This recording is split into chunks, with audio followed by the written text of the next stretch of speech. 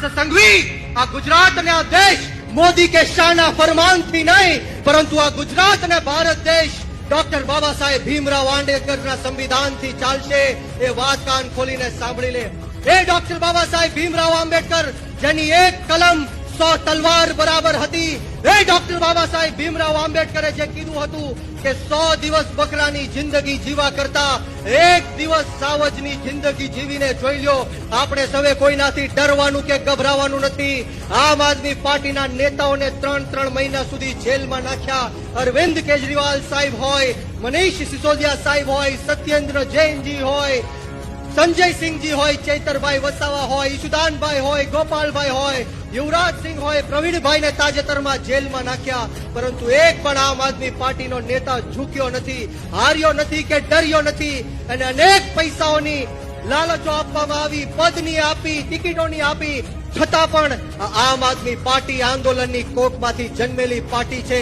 ગરમ તપતી ભઠ્ઠીમાંથી નીકળેલા લોકો છીએ. અહીંયા બેઠેલો એક આમ આદમી પાર્ટીનો નેતા ગુજરાતના ખેડૂતો માટે, યુવાનો માટે, મહિલાઓ માટે, રત્ન કલાકારો માટે, પશુપાલકો માટે, તમારી માટે મોતને મુઠ્ઠીમાં લઈને ફરવા વાળો નેતા છે. મોતનું કફન બાંધીને નીકળેલો નેતા છે. એટલે કોઈનાથી ગભરાવાની કે ડરવાની જરૂર નથી.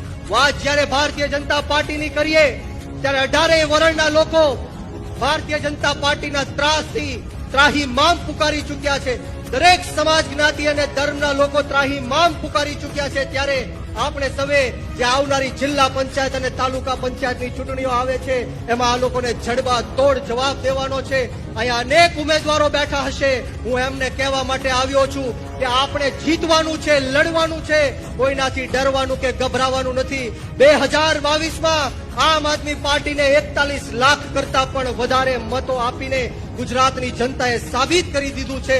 વિસાવદરની ચૂંટણીમાં સાબિત થઈ ગયું છે કે જો ભારતીય જનતા પાર્ટીને કોઈ હરાવી શકે તો એ આમ આદમી પાર્ટી હરાવી શકે, બીજું કોઈ હરાવી ન શકે.